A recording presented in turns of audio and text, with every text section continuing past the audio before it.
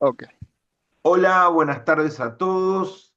Hoy, 31 de octubre del 2025, desde la Fundación para una Democracia Participativa, queremos darle la bienvenida a todos los presentes y a los que nos van a seguir en este coloquio luego, en formato diferido. Estos son encuentros regulares que la Fundación viene haciendo todo el año, más o menos cada 45 días, con colegas de las ciencias sociales de las más diversas regiones y países de América. Tenemos el orgullo de poder contar con voces diversas. Estamos apostando a jóvenes politólogos, licenciados en Relaciones Internacionales, hacedores de políticas públicas que nos vienen acompañando en estos debates, que son debates candentes, actuales y que son importantes para la discusión en las universidades, en los partidos políticos y en los medios de comunicación. Hoy, en este nuevo coloquio que ofrecemos a la comunidad iberoamericana, tenemos un tema que nos preocupa mucho desde nuestra fundación, que está desde hace 30 años promoviendo valores democráticos, de paz para resolver conflictos sociales, de defensa del medio ambiente, que son los tres ejes o banderas que caracterizan nuestra lucha desde hace tantos años. Y decimos que nos preocupa el tema porque observamos una creciente violencia en el discurso político, una emergencia de posiciones radicales, extremas, y en la literatura y en el debate aparece la figura de las nuevas derechas, los neoreaccionarios y nuevas formas que la derecha tiene de hacer política. Entonces decidimos hacer este coloquio bien diverso, bien nutrido, para darle 15 minutos a cada politólogo latinoamericano que voy a pasar a presentar a medida que le dé la palabra, para que digan sus pareceres, que relacionen este debate a sus entornos y yo les planteo algunas preguntas disparadoras para el público y también para los presentes para que después nos sirva en un debate posterior. La primera que imaginé fue si las nuevas derechas tienen diferencias con las derechas tradicionales, hasta qué punto el término neoreaccionario sirve como concepto o confunde, es claro o no, qué papel están cumpliendo en el nuevo discurso político de derecha los conceptos de nación, de familia y de mercado, cómo se están resignificando en el seno de esas nuevas derechas dos conceptos claves, liberal y libertad, qué continuidades y ruptura observamos en la práctica política de estas nuevas derechas y con ella lo queremos relacionar a un nuevo ciberactivismo clave en este desarrollo, cómo se caracteriza ese ciberactivismo y qué peso le dan los oradores de hoy a estas nuevas militancias desde la red. Y finalmente, cómo estos discursos antiestatales y anti-elite se constituyen para ocupar el Estado. Si esta es una contradicción, no lo es, de qué manera juegan el discurso antiestatal, antiburocracia, antiestado profundo con esta ambición por ocupar el Estado. Y por último, si estas derechas son antirepublicanas, pero plebiscitarias, es decir, aceptan la voluntad popular y la votación, pero atacan los mecanismos de división de poderes y de equilibrio de una manera peligrosa y antirepublicana. Dejo esas puntas para que lo vayamos debatiendo y mientras le voy dando la palabra a mis queridos compañeros y colegas,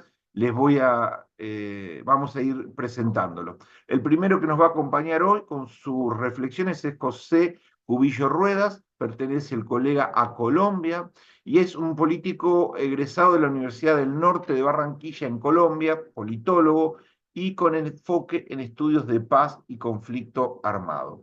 Jesús, lanza tus primeros disparadores, inaugura la mesa y avancemos. Gracias por estar con nosotros. Bueno, primero que todo, muchísimas gracias, José, por la oportunidad. De hecho, es, para mí esto es un honor porque es mi primera pues, ponencia, así, con una fundación a nivel internacional. Y primero quiero darte las gracias porque esto es algo que yo venía ya persiguiendo de bastante tiempo, así que vamos a darle. Bueno, mencionaste algo muy importante y es si estas nuevas derechas rompen con el antiguo conservadurismo o si lo consiguieron actualizar estas nuevas o sus viejas estratégicas? La respuesta es, al menos desde mi punto de vista, es que lo lograron, o al menos lograron renovarse en el sentido de que consiguieron, digamos, tomar los discursos nacionalistas, sobre todo de carácter religioso, y también de un carácter muy controversial, que no sonaran tan controversiales o lograron colarse.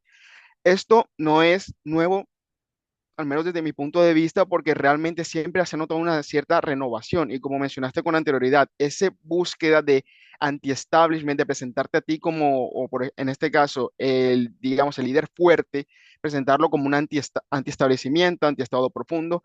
¿Quién diría yo que da ese gran disparatazo de salida o ese que ya lo termina de popularizar? Porque esto es un cúmulo que venía desde hace mucho tiempo, sobre todo porque una diferenciación, y es que se debe a la ruptura que tenían ciertos movimientos tradicionales, sobre todo progresistas, que no lograron o no lograron satisfacer necesidades de ciertos sectores de la sociedad, y a raíz de esta insatisfacción o falta de resultado, pues muchos de estos nuevas estrategias de la derecha se dieron. El mayor ejemplo de esto, pues claramente fue Donald Trump en Estados Unidos. Él llega con ese discurso o él inicia ese pistoletazo de salida de ese discurso disruptivo, muy poco convencional, en contra del establishment, es decir, yo soy el líder fuerte, es decir, yo te traigo o yo voy a asegurar solucionar problemas complejos con soluciones rápidas. Sí, sí sabemos de lo que son los problemas complejos, es que precisamente llevan mucho tiempo en solucionarse. Entonces, yo diría que si logran cambiar en algo, y es que su mensaje no suene tan autoritario ante un electorado y no suene tan autoritario ante la sociedad en general, porque logran modificarlo y sobre todo llevarlo a ciertos rasgos que ya lo profundicé un poco más hacia la emotividad, hacia una reacción, digamos, en general de rechazo, ¿no? Como, por ejemplo, él es el diferente a mí y él es el responsable a esto. Entonces, es más o menos como yo diría, sí se diferencian, pero a su vez lograron renovar ese viejo conservadurismo que ya venía desde tiempos. eh, Bueno, cerramos el primera intervención, Jesús, y después retomamos la palabra. Bárbaro. Vamos con David Ricardo Murcia Sánchez, también colombiano, el colega. David es politólogo, es candidato a doctor en humanidades en la Universidad de AEFIT, y se ha enfocado en las relaciones que tiene la teoría política con la construcción de instrumentos en políticas públicas. David, un gusto volver a tenerte con nosotros. Adelante.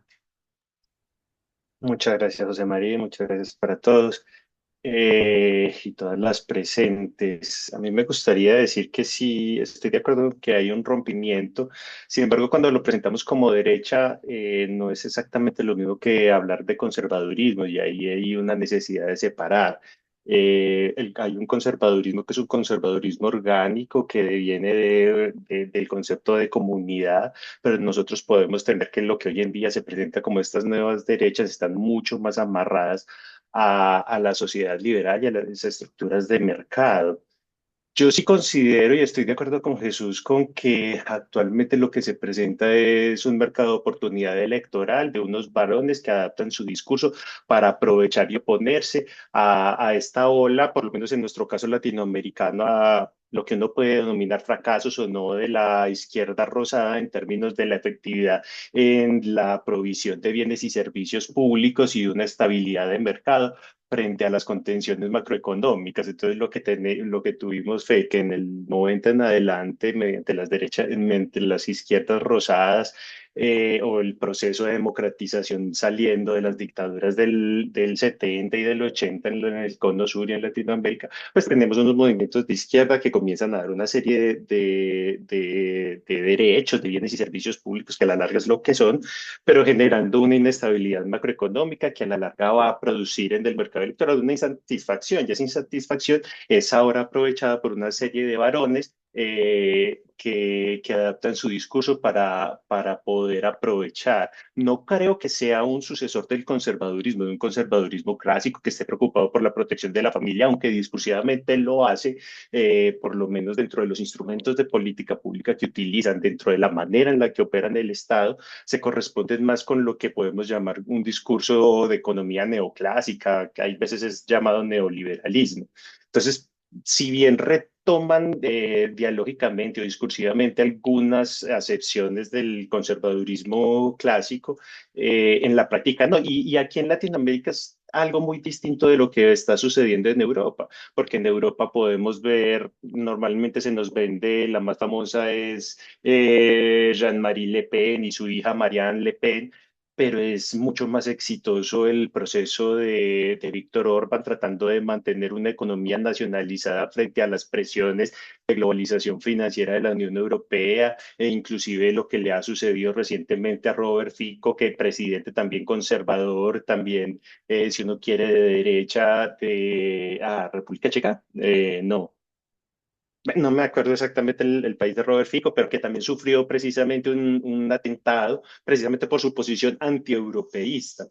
Entonces, en el caso europeo, sí vamos a tener un movimiento de estas nuevas derechas que es mucho más cercano al conservadurismo clásico, mientras que aquí en Latinoamérica lo que tenemos es que las nuevas derechas, en cabeza de Milei, aquí en Colombia, Jesús, vos has visto el discurso con el que quiere tener de la Espriella, o en el caso de El Salvador, el señor Nayib Bukele, que quieren defender de alguna manera lo tradicional, pero eso es discursivo y eso no se traduce exactamente en políticas públicas, porque las políticas y la manera en la que operan el Estado se corresponde con una liberalización financiera, se corresponde con un abandono de las estructuras tradicionales, familia y comunidad. Entonces, yo creería que está ahí. Sí hay una nueva derecha, sí está triunfando, pero yo creo que para el caso latinoamericano en general es más discursivo, y deja un vacío porque las comunidades, porque lo que es cierto es que hay un vacío en la capacidad de generar una estabilidad macroeconómica y la posibilidad de que el Estado ofrezca una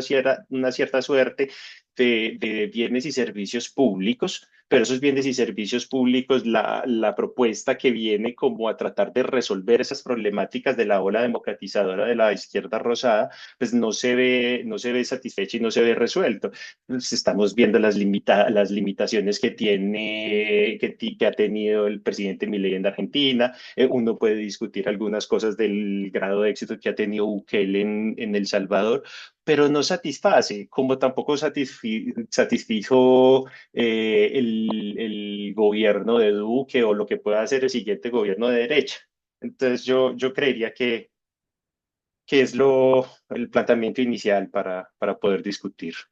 Bueno, Sergio, vamos ahora a presentar a Sergio Guzmán Hernández, nuestro querido compañero, es de Costa Rica, licenciado en Ciencia Política también, como los demás compañeros. Pertenece a la Universidad de Costa Rica, es diplomado superior en Economía Política de Claxo, formación en Política Exterior y Ideologías y Pensamiento Político.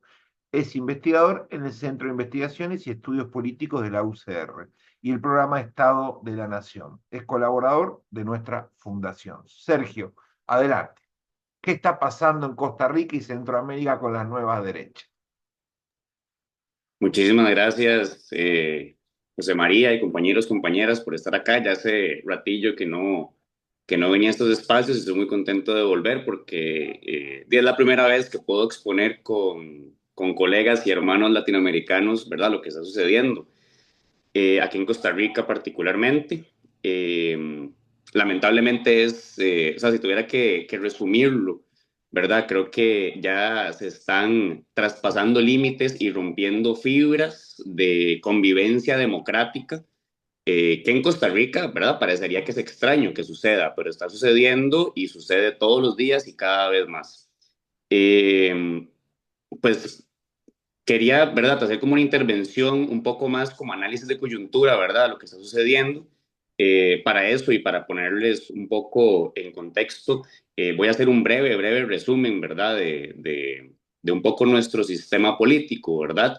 En los años 40 hubo una alianza entre comunistas, la Iglesia Católica y los socialcristianos, y esto generó una serie de procesos como la creación de la Caja Costarricense del Seguro Social, la autonomía de las universidades, la autonomía del Banco Central, ¿verdad? Un código de trabajo, una serie de procesos que finalizaron esa década con una guerra. La oposición en 1948, vamos a una guerra civil, y esto generó pues que la oposición se implantara como nuevo proyecto, ¿verdad? Alternativo a esta coalición, a esta alianza que se había dado en esta década. Pero lo curioso es que mantuvieron, ¿verdad? En un sentido socialdemócrata se mantuvo muchos de estos procesos. O sea, el acuerdo de paz fue que se iban a respetar las garantías sociales alcanzadas en la década anterior. Este nuevo proceso es encabezado por el partido que es el partido más grande en Costa Rica, que es el Partido Liberación Nacional, de corte socialdemócrata, hasta los 80 más o menos. Y ahí yo creo que ya podemos empezar a ver el tema de esto, de si es nueva derecha, si hay un rompimiento, si no hay. En los 90 comienza un proceso en que Liberación Nacional deja de que su centro sea esta socialdemocracia, este garantismo, y comienzan a aplicar políticas neoliberales. Comienzan a poner, no a privatizar de una vez como sucedió en otras partes de América Latina, sino que la fórmula fue poner a competir a las instituciones. Abrieron el mercado de salud, abrieron el mercado de seguros, y hasta la fecha esas instituciones se mantienen, ¿verdad? Se mantienen, o sea, no les ha salido esa privatización del todo. Sin embargo, ese proceso se viene profundizando, por ejemplo, con el intento de venta del Instituto Nacional de Electricidad en el 2000, se profundiza con el Tratado de Libre Comercio en el 2007.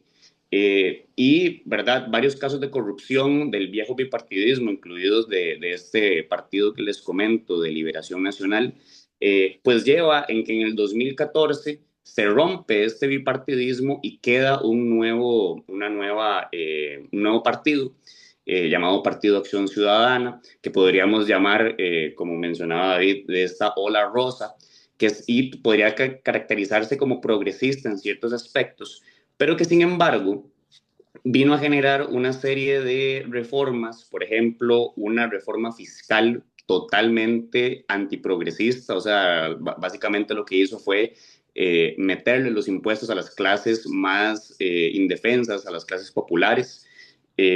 Aplicó una ley antihuelgas. Ahorita, por ejemplo, en Costa Rica, para ir a huelga, se tendría que, o sea, está prohibida la huelga política. Yo les pregunto a ustedes qué se entiende por huelga política. Digamos, básicamente los sindicatos quedaron desarmados y no tienen capacidad de poder enfrentarse a las políticas. Y tuvimos varios años de protestas, pero que fueron cortadas por la pandemia. Venimos de la pandemia y ahora sí vienen con este caso, que ya es lo que tenemos actualmente, que es Rodrigo Chávez. Él es un outsider completamente, es una persona que tenía 40 años de vivir fuera del país, trabajaba para el Banco Mundial, con casos de violencia comprobados, violencia sexual comprobados en el Banco Mundial. Pues esta persona queda presidente en el 2022. Y básicamente lo que ha sucedido es que ha estado en una eterna campaña. Él convirtió, digamos, las ruedas de prensa del gobierno en, en un show. En un show él pasa burlándose de las diputaciones, del parlamento. Hay una cantidad de posverdad increíble. Por ejemplo, afirma que el desempleo ha bajado, pero no, lo que ha bajado, o más bien el rubro que baja es de personas que ya se hartaron de buscar trabajo. Entonces, ¿verdad? Se vende como un logro del gobierno. Por ejemplo, vendió una famosa ruta de la educación, y más bien el último estudio que se hizo de la educación en Costa Rica dice que para poder volver a los niveles que teníamos hace 20 años tendrán que pasar 18 años de reformas para volver otra vez a esos niveles. Hay una profundización total, más violenta, de todo este neoliberalismo que les digo viene desde los años 80. La venta de bancos lo posiciona a cada momento, un poco bajo la fórmula que nos menciona Chomsky, ¿verdad? Se les quita presupuesto y se empieza a decir que no sirve, que no sirve, que no sirve, y es para poder privatizar. Así es, por ejemplo, con uno de nuestros grandes baluartes, que es la Caja Costarricense del Seguro Social. Pues él, no hay un miércoles a la 1 de la tarde donde no diga que está quebrada, aunque todos los informes financieros digan que no, que todavía sigue funcionando. Y lo que es aún muchísimo más dramático, y también para ir cerrando, es el tema de seguridad. En el tema de seguridad, básicamente lo que hizo fue dejarnos al descubierto del narcotráfico. Ahorita, digamos, el año más violento desde esta guerra que les digo, en 1948 fue el 2022, solo superado por el 23, por el 24 y por el 25. Es decir, venimos en un índice que ha subido profundamente. Y esto es porque, por ejemplo, se quitaron de lugares estratégicos guardacostas. Entonces, ¿verdad? Las lanchas que vienen desde el sur, pues Costa Rica es un puente para el tráfico de cocaína, pasan desapercibidas completamente, quitaron escáneres de frontera, y ahora el discurso es que, por ejemplo, el nuevo gobierno, vamos a elecciones el próximo año, generaron este problema y ahora la solución es que, por ejemplo, hay que quitar garantías constitucionales individuales, ¿verdad? Para poder solventar el tema de seguridad. Es básicamente la situación en la que estamos ahorita. Viendo un poco la última pregunta que posicionaba José María, es increíble, digamos, la guerra que tiene el gobierno, el Ejecutivo, en contra del Poder Judicial, del Tribunal Supremo de Elecciones y de la Asamblea Legislativa, es de todos los días. De hecho, hoy mismo tuvo que salir la presidenta del Tribunal Supremo de Elecciones a desmentir eh, una aparente ley mordaza que le pusieron al gobierno, ¿verdad? Nosotros tenemos leyes en contra de la propaganda del gobierno para que favorezca alguna de las candidaturas, y eso él lo está articulando y lo está haciendo una retórica de que es que los demás poderes de la República lo están amarrando. Ya incluso, por ejemplo, y aquí estoy de acuerdo con también lo que plantea David, de que no es, por ejemplo, ese conservadurismo de que se casen con él, sino es que les sirve en algún momento. En un principio estaba, por ejemplo, a favor de la legalización de la marihuana. Eso ya quedó totalmente en el olvido y actualmente más bien logró vincularse con todos los sectores evangélicos y lo que hizo fue quitar la norma técnica de aborto terapéutico. O sea, la eliminó aparentemente él con un decreto ejecutivo. Entonces, sí creo, ¿verdad? ¿Qué es eso? ¿Verdad? Juegan con la coyuntura y se van acomodando conforme les conviene.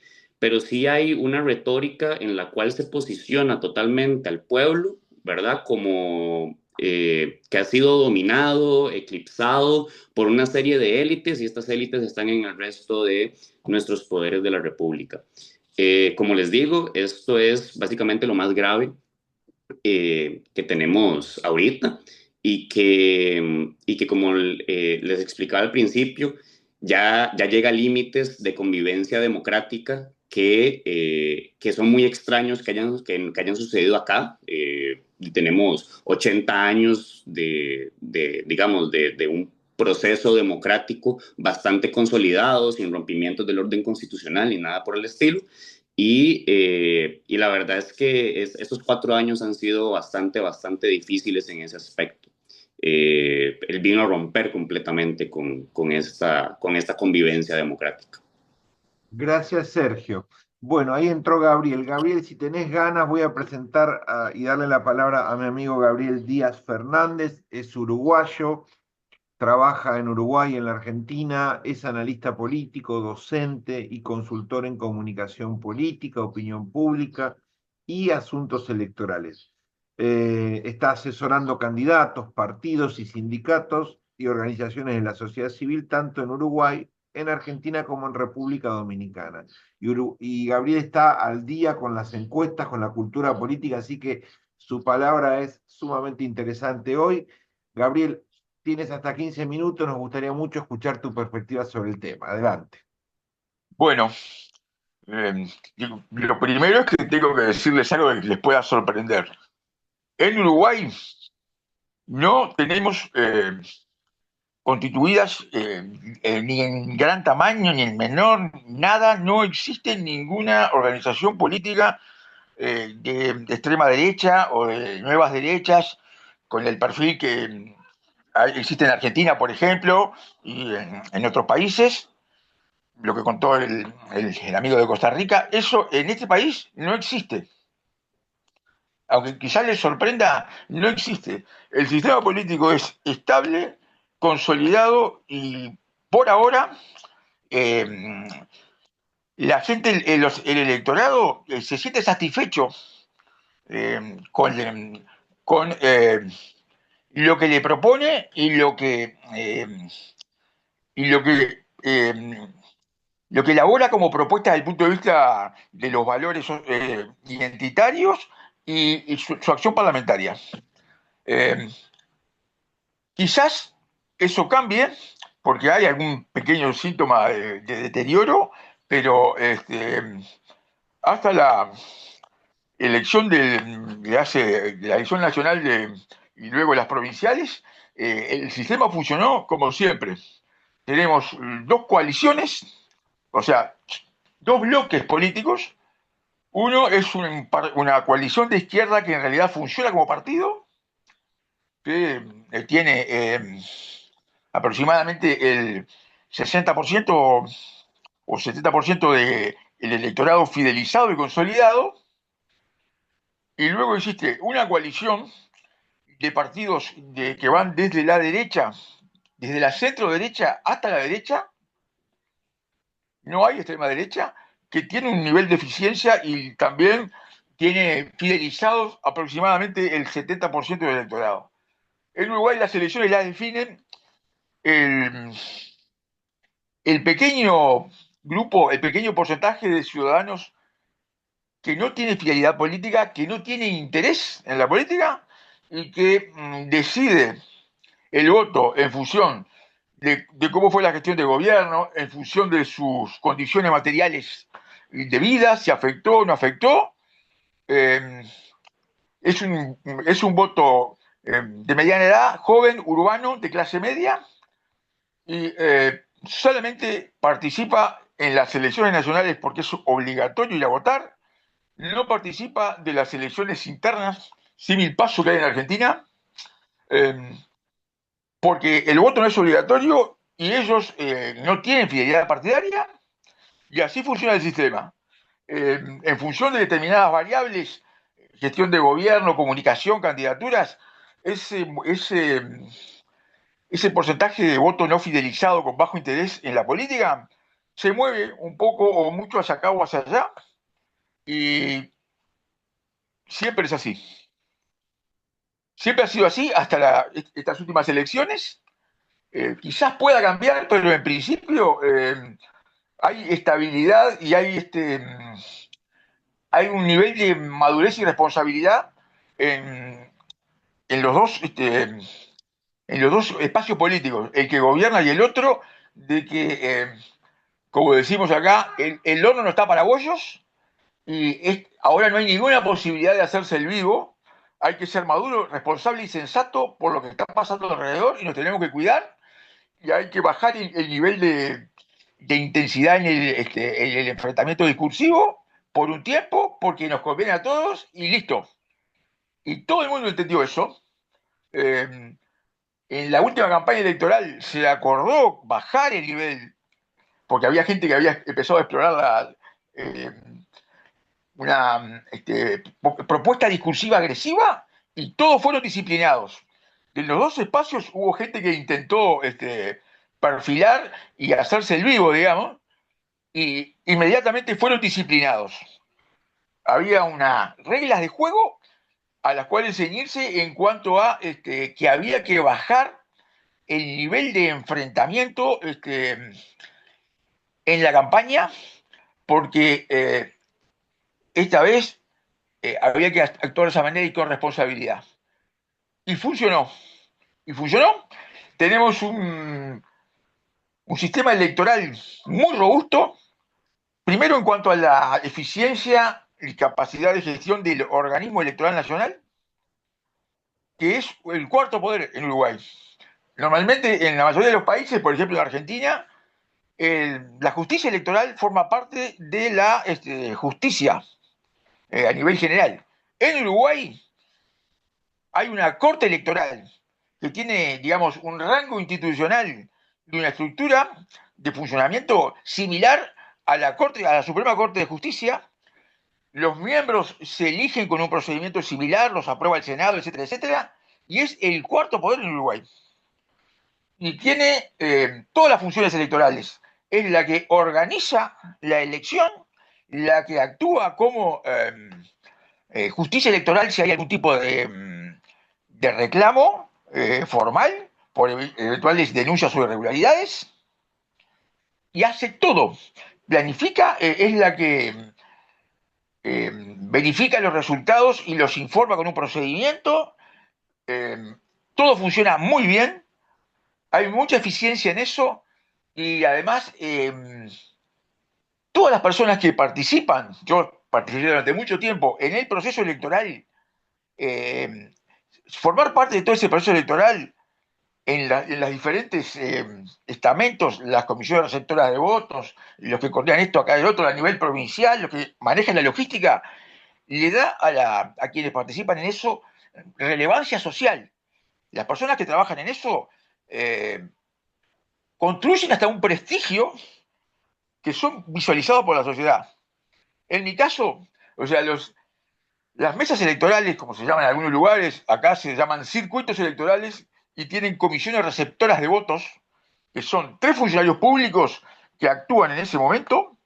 Yo estuve haciendo esa tarea durante aproximadamente 20 años, hice la carrera, digamos, llegué a ser presidente de una comisión receptora de votos durante unos 15 años, y en Uruguay eso es tan importante, tiene tanta relevancia, que el día de las elecciones, las fuerzas de seguridad, el día de las elecciones, las fuerzas de seguridad están inclusive a la orden de los presidentes de las comisiones receptoras de votos.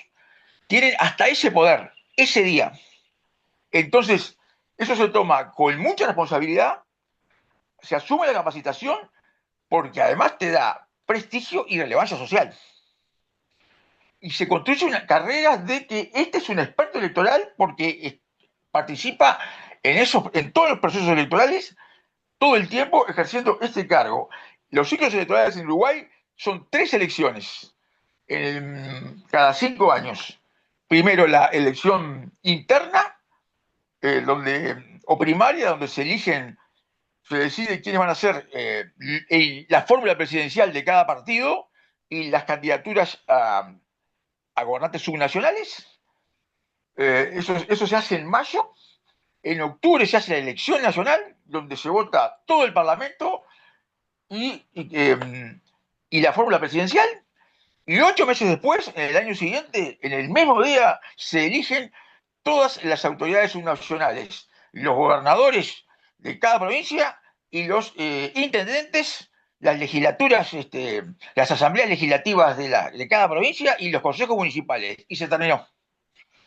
Y los equipos siempre son los mismos en el mismo circuito para las 3 elecciones. Y Gabriel, eso es, sí. en esta paz suiza latinoamericana que describís, esta solidez tan particular, ¿qué cambios y qué análisis harías en relación a la nueva derecha en la Argentina? Bueno, primero quiero hacer un posicionamiento teórico. Que yo sigo la línea, por decir que desarrolla académicamente o intelectualmente el doctor Andrés Román, que es un politólogo brasileño que hoy en día es el director de la gigantesca empresa de opinión pública Atlas Intel. Él sostiene y desarrolla, y yo me sumo a su corriente, de que no existen las olas ideológicas en el mundo. No existe una ola de centro derecha, no existió una ola de izquierda, no existe eso, porque lo que en realidad existe es que las condiciones coyunturales de cada país son las que determinan el resultado electoral, combinada con la oferta disponible, y que no hay determinación alguna de supuestas olas. Y en América Latina, vamos a hablarlo y mostrarlo de manera más o menos práctica. En el año 23 se eligieron simultáneamente, hubo varias elecciones y en esas elecciones simultáneamente triunfaron partidos de izquierda y de derecha en países vecinos. En Uruguay triunfó la coalición de centro-izquierda. Y en los mismos meses, en Argentina, tuvo su proceso electoral y ganó la Libertad Avanza con Milei. En Paraguay hay un gobierno de derecha, Pero en Chile está la izquierda gobernando, una centroizquierda. En, en Brasil gobernaba la ultraderecha y ganó por escaso margen en el balotaje la estructura que armó Lula. En Colombia ganó Petro. En Venezuela no hay democracia. En Ecuador ganó la derecha. Y seguimos. En México, en la elección presidencial, fue el partido Morena ganó la elección por un aplastante margen con la candidata que es la presidenta hoy en día. En República Dominicana gobierna casi el segundo periodo un partido de centro izquierda que se llama Partido Revolucionario Moderno. En El Salvador está Bukele, etcétera. O sea, no hay olas ni en América Latina ni siquiera en Europa, aunque lo parezca. Y no hay olas y no hay uniformización ideológica de las nuevas derechas. A ver, Milley es un anarcocapitalista que plantea la libertad económica y el libre mercado a ultranza desde el punto de vista programático, combate el nacionalismo, promueve que las empresas globales se instalen y se hagan cargo, y después desde el punto de vista socioidentitario sí tiene una propuesta que es en contra de los derechos de las minorías, en contra del aborto, en contra de la supuesta ideología de género, etc. Su supuesto aliado de derecha, el partido Vox en España, tienen en común la propuesta socioidentitaria. Después, en materia económica, no tienen nada que ver, son nacionalistas y su estructura agresiva y discursiva para conquistar votos está basado en detener la inmigración y evitar la partición de España y hacer retroceder a los nacionalismos regionales, el nacionalismo catalán, el nacionalismo vasco, etcétera. Eso es lo que ocurre. Y bueno, la ultraderecha de Italia es una cosa y lo de Hungría es otra. Las ultraderechas europeas, el eje en común que tienen no está basado en lo económico. No son ultraderechas que planteen avanzar hacia el libre mercado absoluto como Milei. El objetivo es detener la inmigración real o supuesta y recuperar la cesión de soberanía que se le hizo a los organismos de la Unión Europea. Y tiene en común, sí, el discurso en contra del aborto, las minorías, la ideología de género. Pero en materia económica no plantean lo mismo porque todos esos países, integrarse en la Unión Europea fue absolutamente beneficioso. La integración económica y productiva y la moneda común. Lo que pretenden es el costo de la Unión Europea el beneficio es a cambio de cesión de soberanía de cada país a organismos supranacionales. Lo que ellos quieren es mantener el beneficio del aumento de la población y del estado de bienestar, pero recuperar, no pagar el precio, recuperar la cesión empezar a recuperar la cesión de soberanía que todo país tuvo que hacer para obtener esos beneficios. Es eso. Y Milei va y les da discursos y se saca fotos con el líder del partido Vox, pero se comporta como si fueran hermanos, pero no lo son. También tienen la praxis política populista de los buenos y los malos. Eso sí, lo comparten.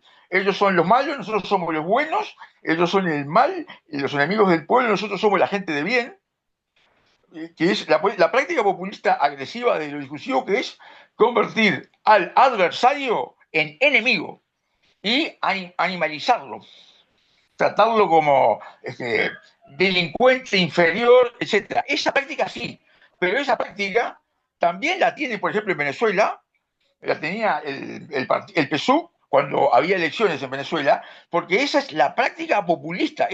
El populismo es una metodología de praxis política para ganar elecciones y eventualmente para gobernar. No es una ideología.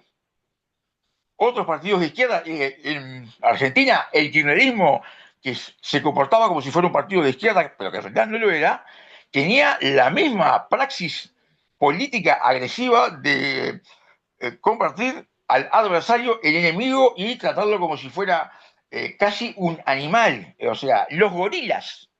O sea, son nuestros enemigos y los etiquetamos como animales. Entonces, la praxis de Milei es la misma que practicaba el kirchnerismo desde el punto de vista de ese ejercicio del populismo, un poquito más grosero. Eso ocurre en Europa también. Hay partidos de izquierda que han utilizado esa práctica. La Unión Europea se los limita mucho, pero no hay, para nosotros no existen las olas ideológicas, no existen, porque, por ejemplo, eh, aparentó que iba a haber una ola en Europa cuando la nueva derecha tuvo un triunfo razonablemente importante, pero que no era tan grande como se vendía en las elecciones parlamentarias del Parlamento Europeo. Y a los pocos días, el Partido Laborista aplastó a la derecha en Gran Bretaña, en Escocia, en toda la estructura del Reino Unido. En Francia existió ese procedimiento extraño que hay allí y la izquierda ganó. Y la izquierda ganó elecciones en los países nórdicos. A las 2 o 3 semanas de esa supuesta ola de derecha arrasadora que copó, que no fue así, pero que se decía que había copado el Parlamento Europeo. Y puedo seguir ejemplificando, No, está pero bien, está, puedo Gabriel. parar ahí. Ahí lo dejamos y lo retomamos en el debate al cierre. Gracias. Excelente. Bueno, ahora vamos a escuchar a nuestra querida compañera Celeste Agustina Céspedes, que es argentina y es licenciada en Relaciones Internacionales por la Católica de Santiago del Estero. Actualmente contempla su formación una diplomatura en Comunicación Política, en Derechos Humanos y un curso universitario en Marketing Internacional. Asimismo, es analista de políticas internacionales por Córdoba Global. Bueno, su perfil combina la investigación académica, la docencia y la capacitación con especial interés en el análisis político. Celeste, será un gusto escucharte y conocer tu perspectiva al respecto. ¿Qué tal, José María? Buenas tardes y buenas tardes a todos mis colegas. La verdad que es un placer estar compartiendo con todos ustedes. Y bueno, venía escuchando sus exposiciones. Como bien decía José María, yo soy de Argentina, así que tenemos bastante para discutir acerca de lo que está pasando acá con respecto al surgimiento de las nuevas derechas. La verdad que sí coincido con respecto a no generalizar en cuanto a lo que sucede en cada país de Latinoamérica. Yo considero que cada país está viviendo sus particularidades históricas, políticas y sociales. En lo que respecta a mi exposición, bueno, me voy a enfocar principalmente en lo que está pasando acá en Argentina, ¿no? Venimos desde más o menos la recuperación de la democracia en un ciclo entre que cambiamos de lineamiento político, ideológico, de parte de la derecha a la izquierda, y así vamos intercambiando, dependiendo de cómo nos vamos sintiendo los argentinos, hasta que llegó un punto en donde la sociedad se hartó, se vio ante tanta desconfianza por parte de nuestros gobernantes, demasiada corrupción, demasiada poca sinceridad a la hora de dirigir de parte de ambos espacios, y esto permitió que se empezara a surgir un terreno bastante fértil para este surgimiento del liberalismo, del partido que ahora conocemos como La Libertad Avanza y de lo que llevó a Javier Milei a convertirse en presidente. Me parece que una de las principales cuestiones que llevó a que la nueva derecha se fuese dando su lugar en nuestra sociedad argentina principalmente fue la subestimación que hubo por parte de muchos partidos políticos, de muchos dirigentes a la hora de creer que simplemente se trataba de una persona que hacía sus discursos y que no lo seguía nadie, y de un momento al otro terminó sorprendiendo a todos en unas elecciones en primera instancia. Y bueno, al principio se pensaba que era como un voto castigo hacia ciertos partidos, se trató de volver a recuperar, hubo mucho nueva reorganización de parte del partido, de distintas coaliciones que se volvieron a unir, replanteamientos de parte de los distintos partidos y así también de los funcionarios. Y hace poco, una semana, la semana pasada, hace pocos días, tuvimos nuevas elecciones. Mucha gente también se vio que había bastante movimiento por parte de los partidos ya conocidos de derecha e izquierda por tratar de recuperar el electorado nuevamente, y sin embargo volvió a sorprender este nuevo espacio que tuvo bastante lugar. Principalmente yo creo que de las características o de los elementos que se sirvió esta nueva derecha para conseguir más espacio en Argentina fue principalmente los medios digitales y por otro lado que hubo un nuevo surgimiento en cuanto a nivel generacional. Mucha gente joven que no estaba siendo escuchada tal vez, que estaba viéndose desentendida por parte de los partidos políticos que estaban existiendo hasta este momento, empezaron a encontrar tal vez la representación en una persona que algunos tildaban como loco, que podía no representar a todo el mundo, pero sin embargo hoy en día vemos a jóvenes que son principalmente los que llevaron a nuestro presidente a tener este lugar. Así que bueno, podemos jugar si es bueno o malo, dependiendo de los lineamientos que cada uno tenga, pero la realidad es que hoy en día está establecido y en Argentina por lo menos no se ve que se vaya a ir dentro de un tiempo. Creo que es una nueva corriente con la cual tenemos que aprender a convivir los argentinos y también de parte de los dirigentes y de los partidos existentes replantearse qué cosas están haciendo mal, qué lineamientos debemos volver a reestructurar para poder recuperar a este electorado joven que está totalmente disconforme y así también de parte de esta nueva derecha que se está haciendo muy fuerte por parte de los jóvenes, no ser tan grosera o disruptiva con respecto a la gente grande, que es algo que se le critica bastante acá al partido, por ejemplo, de Javier Milei, que es bastante cruel con la gente adulta, con la gente que pasó situaciones históricas acá en Argentina extremadamente difíciles y que suelen sentirse hoy en día bastante ofendidas con estos discursos. Así que, bueno, esta es principalmente mi exposición. Me encantaría que haya un debate entre todos a la hora de terminar nuestras exposiciones, pero no le quiero quitar más tiempo a mis más compañeros. Gracias, Celeste. Ya vamos a volver a darte la palabra. Vamos a darle la palabra a Gisela Tamara Sinovich, que es argentina, es licenciada en Relaciones Internacionales y actualmente se desempeña en el Parlamento Local de la ciudad de Posadas. Bueno, bienvenida, Gisela. Has escuchado una variedad de puntos de vista. Queremos escuchar el tuyo. Bueno, muchísimas gracias por la invitación nuevamente. Un placer poder volverlos a encontrar, conocer a colegas nuevos. No tengo mucho para agregar porque la verdad que lo que comentaron los colegas me parece que está dentro del espectro de lo que puedo llegar a compartir. Creo que el escenario político latinoamericano de las últimas décadas ha sido testigo de profundas transformaciones en la composición ideológica de los actores que disputan los poderes, junto a tradiciones políticas históricas como el conservadurismo y el progresismo. Se ha instalado este nuevo fenómeno que estamos hablando hoy, que es el ascenso de las nuevas derechas o las derechas neoreaccionarias. Pienso que estas corrientes no pueden ser comprendidas como una mera prolongación del conservadurismo clásico, porque si bien recuperan valores tradicionales como el orden, la religión, la familia, la jerarquía social, también despliegan estrategias comunicacionales innovadoras, narrativas disruptivas y formas de articulación transnacional que las distinguen del conservadurismo histórico, ¿no es cierto?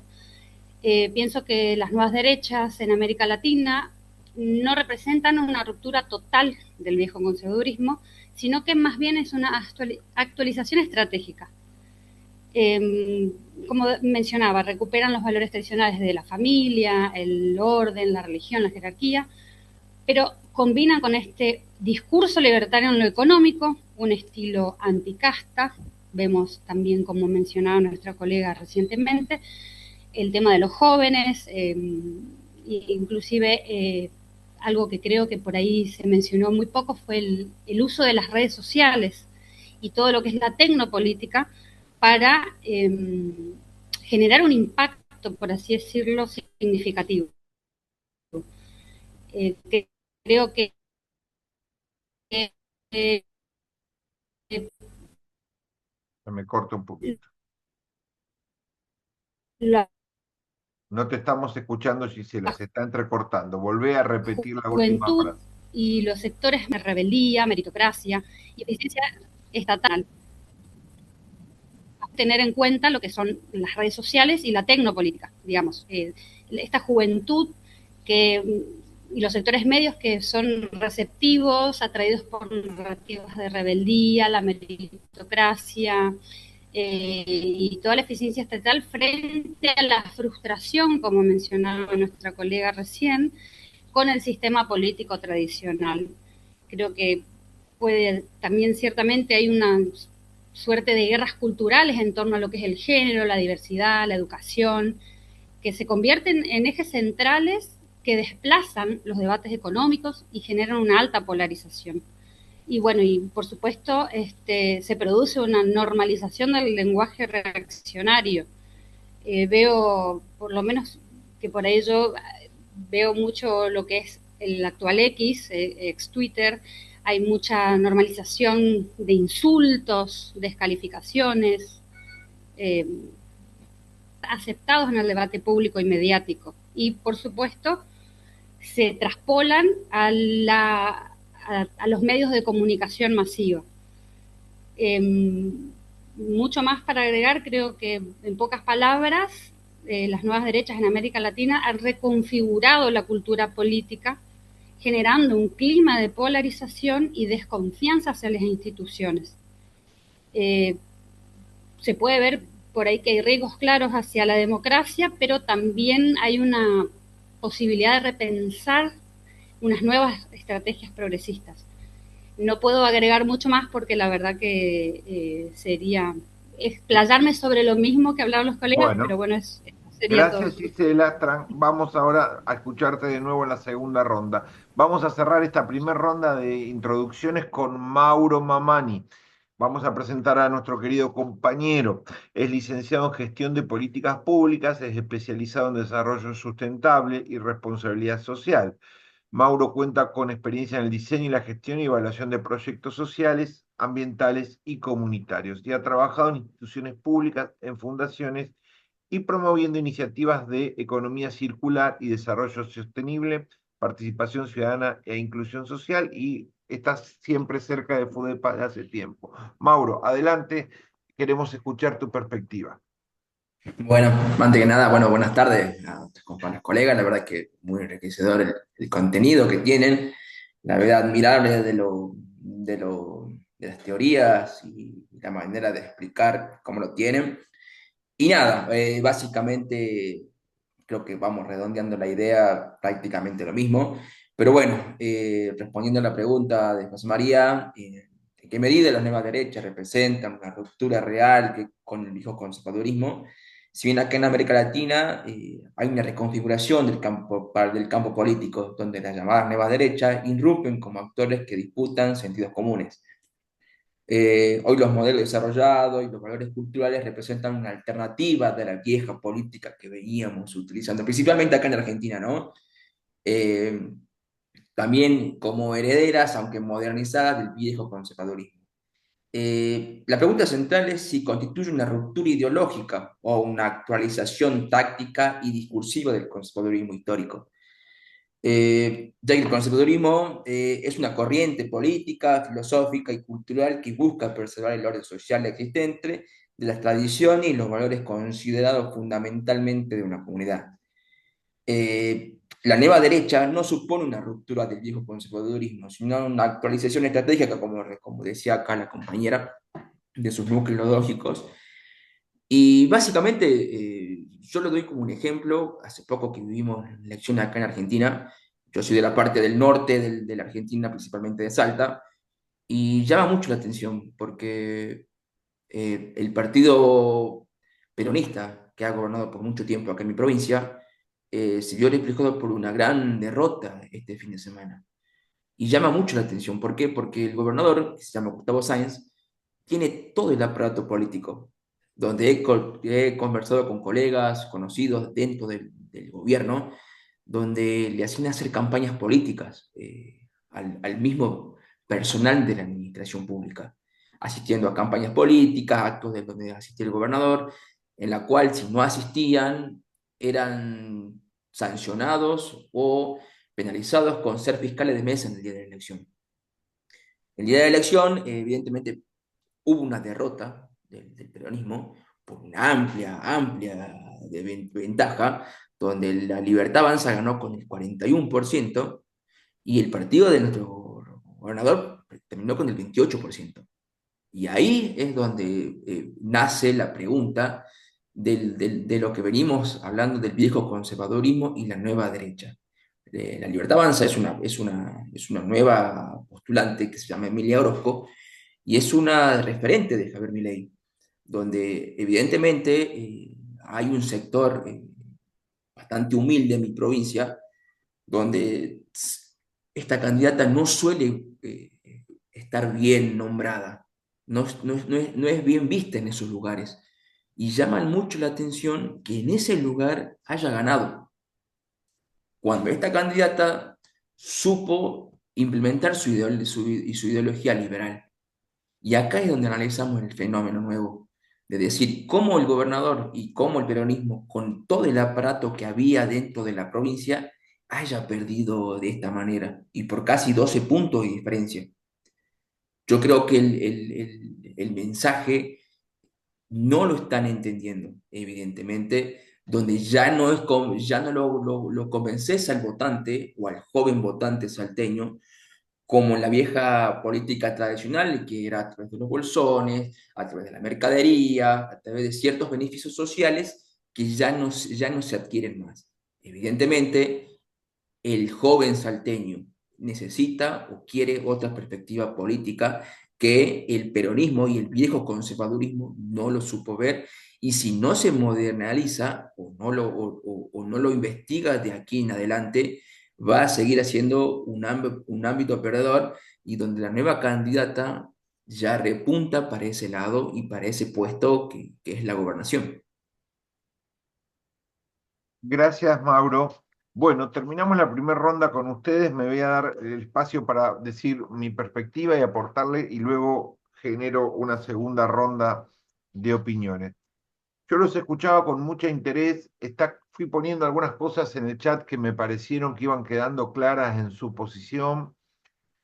Y yo quería retomar y aportarles a ver qué piensan ustedes sobre el concepto de parecidos de familia. El parecido de familia es aquello que reúne algo en común, pero en realidad cobija un océano de diferencia, ¿no? Hay algo que ata, pero a la vez en su interior todo es distinto. Existe el parecido de familia y es un concepto útil para hilvanar cosas distintas que están atadas de alguna manera extraña. Y a mí me parece que los populismos de izquierda en América Latina o las nuevas derechas tienen parecidos de familia. Y voy a tratar de buscar algunos ejes que hilvanan esos lazos entre realidades muy heterogéneas, como bien manifestaron ustedes. Lo primero es decirles, bueno, acá hay gente joven, pero nosotros hace 10 años atrás o 15 años atrás, el mundo discutía la agenda verde, energías limpias, había congresos, convenciones, tratados, todo era reconversión de la matriz energética, de la cultura, del consumo, en la educación, en la política, en las relaciones internacionales, en los congresos mundiales. La nueva derecha dio patadas a esta agenda verde y desapareció. Ayer, el Congreso de Estados Unidos aprobó la explotación masiva de petróleo en Alaska. Ya producía petróleo en Alaska, pero había grandes zonas de reservas ambientales de no uso que los demócratas se oponían, más un montón de otras medidas de defensa del medio ambiente frente a la industria petrolera. Bueno, el Congreso norteamericano dio luz verde para explotar masivamente petróleo en Alaska, pero lo doy como como un botón de muestra de que la agenda verde desapareció. Si hay algo común a las nuevas derechas es el ambientalismo. El ambientalismo es el enemigo del desarrollo, es discurso de izquierda, es algo que hay que erradicar. Lo que hay que generar son sociedades ricas, no sociedades ambientalmente sustentables. Y ahí yo veo hilos comunes, desde Trump a Milei, pasando por diferentes líderes de derecha en América Latina. El segundo elemento es una brutal reacción, tan fuerte como fue la ola feminista antifeminista. Nosotros hace 10 años atrás estábamos con movimientos de mujeres feministas a nivel cultural, redes sociales, documentales, televisión, universidades, a todo nivel y a toda capa, el eje era cómo introducir políticas feministas o de género o de diversidades sexuales, que no es lo mismo, por supuesto, pero bueno, lo resumo como feminismo, aunque estoy abarcando muchas otras cosas, en diferentes campos de la cultura, de la política, de la sociedad, en leyes de cupo, de todo tipo y orden. Esto fue erradicado por las nuevas derechas y con un discurso donde el feminismo y los derechos de mujeres lo defienden los comunistas, los defienden las izquierdas, hay que erradicarlos, no existe tal cosa como derecho de mujer y esto hay que eliminarlo. Y esto lo estamos viviendo con mucha virulencia en las políticas. En el caso argentino, el desmantelamiento de organismos, de leyes, de programas, de financiamiento, todo lo que vuela a género, eliminarlo. Y me parece que esto también se está repitiendo en muchos otros países. La tercer hilo conductor de estas nuevas derechas, que no son tan novedoso, no es tan novedoso, pero que tiene una forma nueva, que es la idea de mano dura con crueldad. Mano dura, que era imponer un orden, me hace acordar mucho a las viejas derechas militaristas latinoamericanas de principio del siglo XX, en donde masacrar a grupos y resistencias era algo normal que el orden demandaba para establecer una república. De hecho, las repúblicas iberoamericanas se impusieron a sangre y fuego y las élites políticas tenían todo un discurso legitimador de la violencia política sin miramientos, sin empatías, sin derecho de las víctimas. Eso se superó, se atravesaron unos largos 50 o 60 años de crecientes derechos a la resistencia, a la protesta, a los movimientos sociales, el respeto a las diversidades de ideas, las represiones debían ser cuidadas, limitadas, debían ser compatibles con los derechos humanos, con los procedimientos, con la justicia, etc. Todo eso se vivió desde los 60 hasta hace 10 años, o sea, 60 años de avances, que las nuevas derechas vuelven a una versión vernácula de crueldad que lo vemos en las prácticas de Milei, pero también los vemos en las jaulas que prepara Trump para inmigrantes y hace show sobre dónde van a estar migrantes durante semanas y semanas, en cubículos animalescos, etcétera, ¿no? Lo vemos en Bukele y lo vemos en el discurso cruel de Bolsonaro, es decir, la idea de matar, de reprimir a sangre y fuego con orgullo, con alegría, con desenfado, está presente en las nuevas derechas de una manera que no se veía hace muchas décadas. Si bien no es nuevo, es bastante nueva su aparición en términos de corto plazo. La otra cuestión que me parece la más disruptiva, que es la cuestión estética, la cuestión formal, narrativa, la cuestión acerca de las formas con las que vamos a dar estas batallas. Y aquí sí me parece que hay una novedad absoluta. Si yo les dijera a todos ustedes que un presidente de la democracia más antigua, o no más antigua, más consolidada del mundo, como Estados Unidos, que enfrenta una movilización de ciudadanos por protesta, saca en sus propias redes sociales videos cagando a la población, usted dirá, eso no es posible. O sea, no sería creíble hasta hace 3 o 5 o 6 años atrás. Esas formas si yo les dijera que el propio presidente Milei posteó durante meses y meses y meses ratas y formas nauseabundas de los diputados, los legisladores, a toda forma y color, diría, eso no es posible. No es es posible un discurso antiparlamentario, es posible un discurso antipolítico, pero llevar a este grado, digamos, decadente, de estético, violento, de valores, la animalización del otro, es totalmente novedoso, o me parece a mí, lo tiro para el debate. Yo no lo había visto nunca en las formas de disputa política en América Latina. Y esto pareciera ser una cosa que se va generalizando. Ahora, también me pregunto, y les dejo la pregunta a ustedes, si esa eliminación de formalismos, de medios, de procedimientos, de respetos institucionales, es una marca salvaje de la nueva derecha o es una marca de los nuevos tiempos, más que de las nuevas derechas, de las nuevas épocas en donde a las derechas, a las izquierdas, a los de arriba, a los más jóvenes, a los más viejos les importa poco y nada las formalidades, las educaciones, los procedimientos, las amabilidades, los tratos. Y si vamos a un mundo en donde reírse del otro en los shorts y burlarse del otro, del sufrimiento ajeno, no es un atributo de la derecha, sino es un atributo de la nueva cultura global. Eso no lo tengo tan claro. Pero si hay algo que encarnó fue en la derecha como instrumento político de una manera terrible.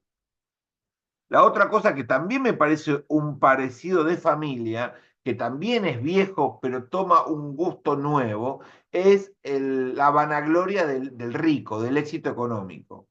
Es decir, durante muchas décadas, el traer a un presidente como Macri, digamos, de súper rico a la escena política era una foto de las democracias débiles centroamericanas. Era de Guatemala, de Honduras, de El Salvador, de los países pequeños del centro del continente que tenían oligarquías súper ricas, donde ponían a presidentes de cámaras de industriales, de presidente, y a veces llegaban al poder. Pero en los países democráticos, como Brasil, masivos, con clases medias más amplias, como Brasil, como Argentina o como México, eso era una cosa dificultosa. Podía pasar, pero era dificultosa. Ser muy súper rico era más una condena que un elogio. Hoy lo que nos encontramos es con un discurso por el cual ser súper rico vuelve a ser signo de éxito, de inteligencia, de virtud.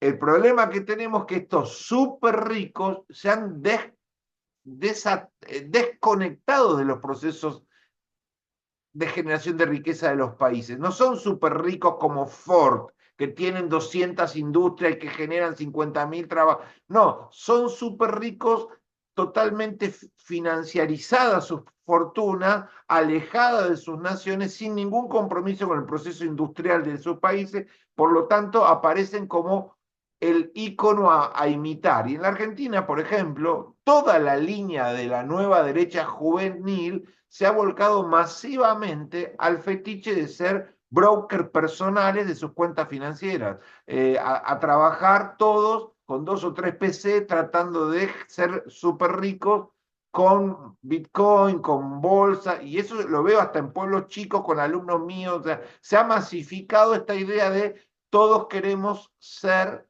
jugadores de la bolsa y cortar camino. Y esto está muy anclado en la derecha, no en otros movimientos sociales, me parece a mí. Y lo veo desde el norte, Estados Unidos, haciendo Bitcoin con el nombre de Trump o con el nombre de los hijos de Trump o de la esposa de Trump, pasando por toda América Latina. Y esto es una cosa bastante común o de parecido de familia. La otra cuestión que me parece que lo quiero dejar claro porque se nota mucho, es que estas nuevas derechas son antiprofesionalizantes del sistema del hacer político. Es decir, han dado de baja las cancillerías, las carreras profesionales, la carrera de consultoría, la carrera legislativa, el estudio, el posgrado, la formación de cuadros políticos, el respeto a las trayectorias. Todo lo contrario, hay una farandulización extrema. Creo que el caso más extremo de todo es Trump, que ha puesto en ministerios claves del gobierno cualquier cosa. Y no sé, no logro, no me entra en mi formación, en mi escasa formación, cómo va a seguir a flote una nación con un periodista en el Ministerio de Defensa y una actriz en el Ministerio de Agricultura. No me entra en la cabeza cómo esa nación ha ido por ese atajo que era payasesco en la era latinoamericana. Bueno, en la Argentina pasa lo mismo, la idea de las vedettes, de los showman, de los pastores efectistas con música electrónica, yendo a ministerios ultra complejos, pareciera ser una marca de las nuevas derechas llamativa, donde todo lo que tenga que ver con educación, con formación, con trayectoria, con carrera, hay que dinamitarlo, porque eso es élite, eso hay que destruirlo. Y eso es un parecido de familia que también tiene. Bueno,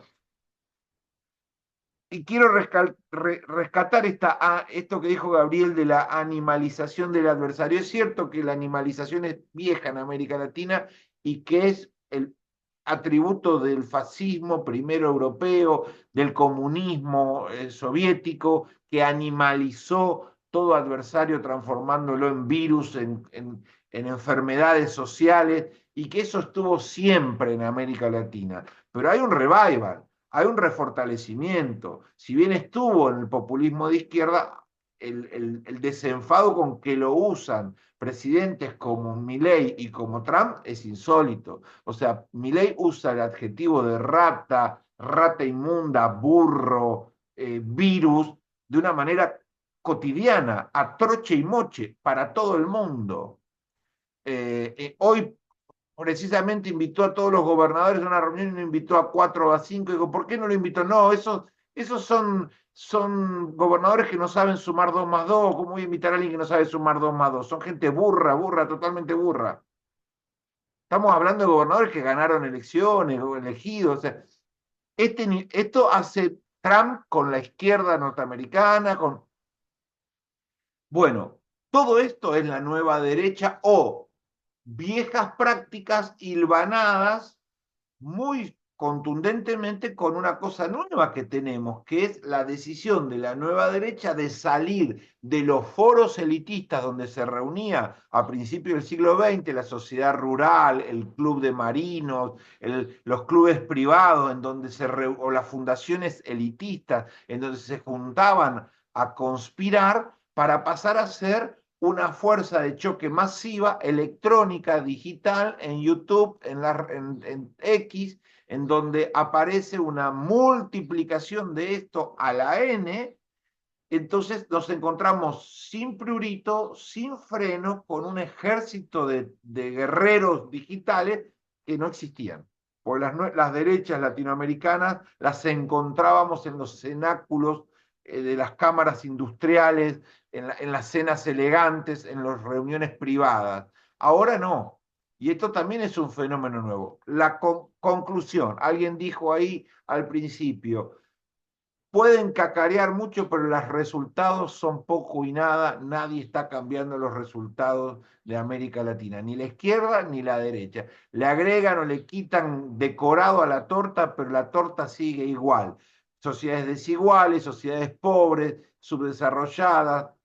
Y a mí me parece interesante esto, porque es cierto que no pareciera haber una experiencia de izquierda nítida o una experiencia de nueva derecha nítida que en 4 o en 6 años haya tenido avances radicales y significativos en la calidad de vida y en el PBI de su población, más allá de avances o no. Bueno, con esto les hago una última pregunta. ¿Son a todos para homogeneizar una conclusión? ¿Son las nuevas derechas antirrepublicanas? ¿No creen más en el Parlamento, en la división de poderes y son un peligro para ese modelo de democracia? 1 minuto y medio cada uno. ¿Quién lo toma? Yo lo tomo desde Uruguay. Dale. Sin duda alguna que lo son. Sin duda alguna que lo son. Eso es parte de la arquitectura metodológica de eso, digamos, Hitler llegó al poder con un procedimiento democrático y incendiaron el Parlamento. Sin duda que exploran esa posibilidad, lo intentan, lo que pasa que el resultado, querer no es poder. Milei ha logrado algunas cosas, Bukele también, pero otros lo han intentado y no han podido, aunque han querido, porque la estabilidad institucional o las reglas de juego se lo impiden. O sea, en la Unión Europea ese no es un riesgo porque la magnitud de la cesión de soberanía a los organismos supranacionales de la Unión Europea es significativa, entonces no hay forma, porque en la Unión Europea está tan determinada qué cosas se votan, se resuelven en el Parlamento Europeo, esa esas capacidades o esas condiciones están relacionadas con la regulación para que funcione la Unión Europea y no hay forma de destruir eso, porque tiene reglas muy estrictas, muy estrictas. La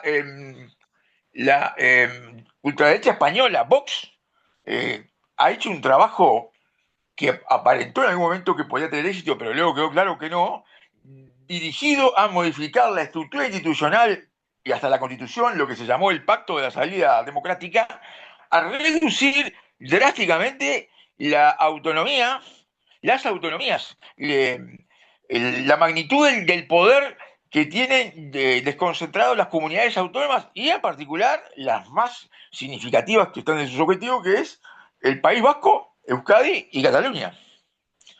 Y no han podido, por una combinación de razones políticas y la solidez de la estructura institucional. Ahora que lo intentan, en algún momento todos, sí, por ejemplo, Bukele lo logró, Víctor Orbán ha avanzado bastante. En Polonia,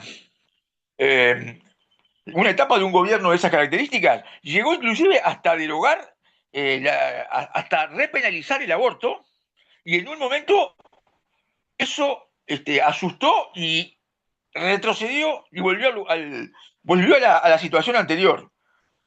Porque sí, en la Unión Europea sí hay más contagio, porque lo de Orbán asustó muchísimo porque consolidó un retroceso en varias cosas. Y en Polonia fue muy raro porque se contagió y en un momento como que pasó algo y retrocedió. Se despenalizó el aborto nuevamente y sacaron el forro al partido de ultraderecha que gobernaba y volvió una estabilidad, una coalición socialdemócrata, etcétera. Ahora, todos Bolsonaro y Trump intentaron, mediante una acción violenta, impedir que se ejecutaran el resultado de las elecciones. Ya sabemos lo que pasó en el Congreso estadounidense y en la plaza de los poderes de Brasilia, y no pudieron. O sea, llegaron hasta tensar la cuerda con una metodología de esta violencia organizada. Vamos a probar hasta la violencia y no pudieron. Ahora que lo intentan, lo intentan. Gracias, Hasta el momento Gabriel. lo que yo he consolidado, termino, es Hungría y El Salvador, como casos bien donde aparentemente se consolidó. Gracias. ¿Quién sigue? ¿Son antirrepublicanos y un peligro para las democracias? ¿Quién sigue? Adelante. Eh, yo creo que sí. Cuando, pensando en esa pregunta, cuando me mandaste el cuestionario, yo no pude evitar pensar en Cicerón y en los discursos de la primera década de Tito Livio de Maquiavelo, Cicerón en la República y Maquiavelo, pues no en El Príncipe, que es como lo famoso, pero en el tratado sobre las repúblicas, en los discursos de la primera década de Tito Livio, Maquiavelo habla sobre las dificultades y las debilidades que tienen las repúblicas para sostenerse y es el respeto del gobernante por la estructura de gobierno, pero también indican algo muy claro y es que ambos, tanto Cicerón como Maquiavelo, como si uno ha leído a Ibn Khaldun, también Ibn Khaldun, y es que los gobernantes fuertes que llegan a destruir las estructuras republicanas o las estructuras de un poder distendido a lo largo de la sociedad se dan cuando hay impases y la insatisfacción y esos impases se dan cuando la insatisfacción de la población se da ante una incapacidad por la estructura previa para suplir esa demanda de bienes y servicios públicos. Hay que estar preocupado claramente porque esta agresividad es injustificable, pero también hay que hacer una reflexión de cuáles han sido las debilidades del sistema, de los sistemas republicanos actuales para poder suplir la demanda de bienes y servicios públicos. Si queremos decirles derecho está bien, pero eso es lo preocupante y lo preocupante es, yo creo que la reflexión de Cicerón ante la amenaza de César y la reflexión de Cicerón ante la amenaza ya cumplida, ya no amenaza, sino ya el hecho cumplido de Octavio, nombrado Augusto, hombre, no fuimos capaces, no fuimos, la estructura republicana que diseñamos no fue capaz de resolver los problemas como sociedad que teníamos y devino un líder militar y un líder absoluto. Entonces sí, creo que ese es el peligro, pero también creo que es una invitación a la reflexión antes de Cicerón, porque también es quedarse, Cicerón se quedó en la queja y los republicanos de esa época en Roma no lograron contener el devenir del imperio. Gracias. Próxima opinión. Vale, voy a ver si se me escucha. Sí, Vale, pues. Evidentemente comparto mucho lo que dice David. En el caso colombiano, esto me recordó, o toda esta gran conversación me ha recordado como esa erosión, ¿no? De cómo llega un gran líder con ese sentimiento de narcisista, es decir, yo soy el líder, yo puedo arreglar todo esto. Y sobre todo me trae cómo se va debilitando el organismo institucional poco a poco sin que uno no se dé cuenta. El caso más conocido en Colombia fue la reelección, cuando se aprobó por primera vez la reelección después de la constituyente del 91, que básicamente lo que hicieron fue sobornar congresistas para aprobar la reelección, lo sobornaron con notarías y eso fue algo bastante grave. Pero también ha habido escándalos de las cortes, así como para hacer la crítica también, que no solamente es que el líder llegue y erosione las instituciones, sino también cuando las instituciones fallan. Por ejemplo, el famoso cartel de la toga, que fueron varios grandes magistrados de la Corte Constitucional y la Corte Suprema, fueron sobornados por, si no estoy mal, creo que en este caso fue Toyota, que los sobornó para que dieran sentencias en su favor. Entonces, sí son un riesgo, ya lo hemos visto, ya mencionado el caso de El Salvador con Nayib Bukele, que solamente dos de los congresistas se opusieron a su reelección indefinida siempre y cuando él gane, pero dos se opusieron. El resto todos ganaron con mayoría. Trump ha, sobre todo, politizado mucho el Tribunal Supremo estadounidense y en el caso, ya retomando un caso, por ejemplo, el caso colombiano, pues ya vivimos lo que fue el caso este, y sobre todo otro fenómeno que fue sobre todo la parapolítica, que fue cuando los congresistas fueron financiados, más del 30% del Congreso fue financiado por grupos paramilitares de la época, que ellos lo decían así sin ninguna pena. Salvatore Mancuso en su momento decía, nosotros teníamos el 30% del Congreso. Y, y la cantidad de anécdotas que salieron de ese movimiento, que fue sobre todo una suplantación del poder electoral, son bastante que llaman a la reflexión de no solamente cómo un líder se posesiona, sino sobre todo cómo inclusive elementos dentro de la ilegalidad pueden hasta introducirse en el Estado y sobre todo empezarlo a erosionar desde adentro. Y ejemplos, no solamente como la parapolítica, también existen aquí en Colombia. Hay muchos ejemplos que también estaría tomarlos para el análisis. gracias Jesús. Mauro Celeste, los escuchamos. Bien, con respecto a la pregunta, José María, yo creo que no estamos ante un peligro de la democracia. La otra vez me pareció muy interesante la palabra los pobres de derecha, y me llamó mucho la atención esa frase. Recalco a lo que vuelvo anteriormente, acá en mi provincia el índice de pobreza es bastante elevado. Y es como había comentado anteriormente, llama mucho la atención. Entonces, hoy con la información que tenemos, porque todos manejan redes sociales, suelen acudir a distintos tipos de influencers, saben lo que están votando, saben el discurso que suele manejar nuestro presidente y suelen también bajar la línea los candidatos de cada provincia. Y esos mismos candidatos de cada provincia son los que transmiten los mensajes a través de las redes sociales de distintas localidades. Entonces yo creo que los jóvenes hoy en día, de tanta información que hay, a ver, si yo adquiero este tipo de modelo es porque me siento representado, no es mío, sino lo que dice la estadística hoy en día, tendría que ser también un aviso. Es decir, este es el modelo que yo quiero de aquí en adelante, esto es lo que realmente voy a apostar a mi futuro en este modelo de gobierno, siendo una persona agresiva, siendo una persona que va en contra de todos los derechos, siendo una persona que va en contra de todo lo que se venía gestionando anteriormente. Entonces yo creo que hoy los jóvenes tienen otro tipo de mentalidad donde priorizan, creo yo, desde lo económico, dejando de lado lo social, donde yo considerablemente creo que de acá en las próximas elecciones, si no se ve o no se da una solución a la gestión social, evidentemente esos jóvenes van a cambiar y van a tener otro tipo de perspectiva de la visión del gobierno de Milei. Gracias, querido amigo. Celeste, ¿qué piensas de esto? Peligro democrático de las nuevas derechas. ¿Estás ahí? No te veo conectada. Acá estoy, sí, Ah, acá sí está. estoy. Ahí. Se me ve, se me escucha. Bueno, en este caso, hace rato escuchaba a Mauro, bueno, yo también soy de una provincia del norte de Argentina, él hace rato hablaba de un ejemplo de Salta, de cómo estuvo liderando por bastante tiempo el peronismo acá en Jujuy, pasaba que era con los radicales. Pero bueno, con respecto también a lo que él mencionaba, considero que sí, la gente joven está buscando ser escuchada, está buscando meter o tratar de ser insertos en esta nueva reestructuración en cuanto al sistema político y representativo.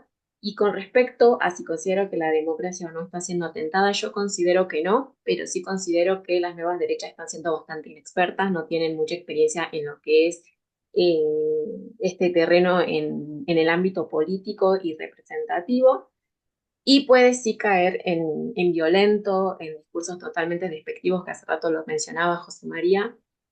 Y en ese sentido sí considero que hayan o estén en riesgo ciertas instituciones políticas. Javier Milei siempre se demostró como defensor de la defensa de la división de poderes, pero también en cierto punto fue muy despectivo con respecto a otros dirigentes y a personas que conforman estos poderes, hasta que se dio cuenta que necesitaba de estos de poderes legislativos para poder seguir su gobernación aquí en los 2 años que le restan todavía de presidencia. Así que considero que no está siendo atentada, pero sí tiene que haber un replanteamiento acerca de lo que son las distintas instituciones políticas y el lugar que cada una de estas forman en lo que es nuestro Estado argentino. Gracias, Celeste. Cerrás, Gisela, con tu parecer sobre esta pregunta. Sí, coincido con Celeste, también soy del norte, soy de Misiones.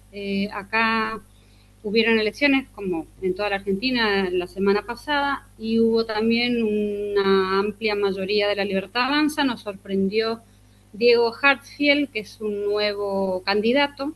Él es de la línea, como comentaba, de la Libertad Avanza, y también me hizo acordar cuando nombraste a los nuevos ricos, por así decirlo, que están con el tema del Bitcoin. Bueno, él salió, él es extenista y salió de ahí. Eh, Comenzó, digamos, a las inversiones, me acordé justamente de eso. Si bien no creo que la democracia esté en peligro, sabemos que nuestro presidente siempre tuvo esas formas de expresarse. Sé que él respeta los poderes, nuestros tres poderes.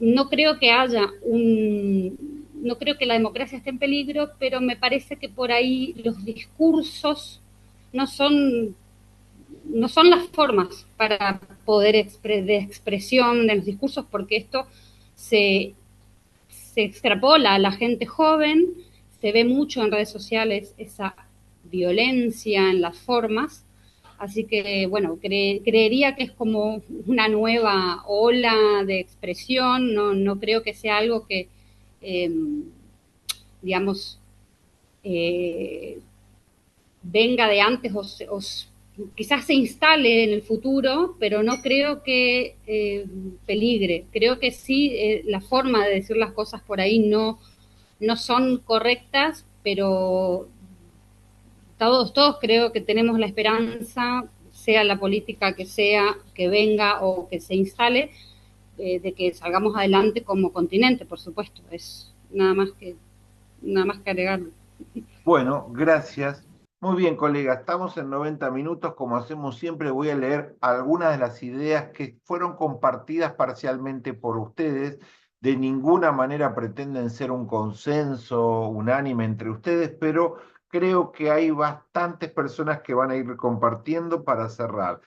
La primera, aparece la idea de diferenciar derechas y conservadurismo, no usar los términos como equivalentes y sinónimos, ser más sutiles en las disquisiciones, nos pareció un aporte valioso. Se definió claramente que no habría una ola, hay heterogeneidad cambiante y mencionaron ejemplos en todos continentes habidos y por haber. Las derechas son muy distintas entre sí. Se generaliza la práctica populista de animalizar y demonizar a los adversarios. Tanto lo hicieron las izquierdas como las nuevas derechas.